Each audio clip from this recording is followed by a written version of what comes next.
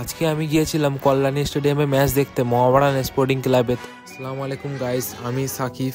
যেহেতু কল্যাণীতে ম্যাচ আছে তাই আমি আর আসিফ ভাই সকাল সকাল বেরিয়ে পড়লাম। এই মুহূর্তে আমরা রয়েছি কল্যাণী স্টেশনের বাইরে। সকালবেলায় নাকি প্রচুর বৃষ্টি হয়েছে এখানে। আমরা যখন বাড়ি থেকে বেরিয়েছিলাম তখন আমাদের এখানে বৃষ্টি হয়নি।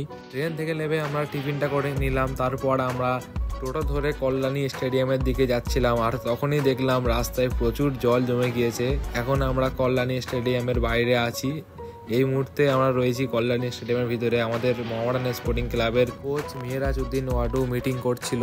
আজকে ম্যাচটা ছিল মোহামেডান স্পোর্টিং ক্লাবের সঙ্গে খিদিরপুর স্পোর্টিং ক্লাব।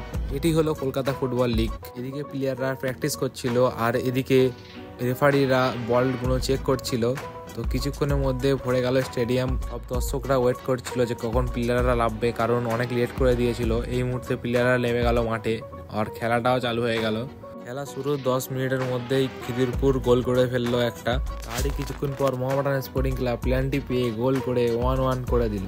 দুটো দলের স্কোর হলো 1-1। এখন হাফ টাইম হওয়ার টাইম হয়ে গেছে। এবার সেকেন্ড হাফ শুরু হচ্ছে, প্লেয়াররা মাঠে নামছে, চেঞ্জিং হচ্ছে। সেকেন্ড হাফ শুরু হওয়ার পরেই আবার একটি গোল করে ফেললো খিদিরপুর স্পোর্টিং ক্লাব। তারপরে মোহামেডান স্পোর্টিং ক্লাব আবার একটি গোল করে 2-2 ড্র করে রাখলো। তার কিছুক্ষণ পর আবার আরেকটি গোল করলো খিদিরপুর স্পোর্টিং ক্লাব এবং এখানে মোহামেডান স্পোর্টিং ক্লাব ম্যাচ হেরে যাওয়ার মতন হয়ে গেছে। তোমরা দেখতেই পাচ্ছ 3-2 স্কোর হয়ে আছে।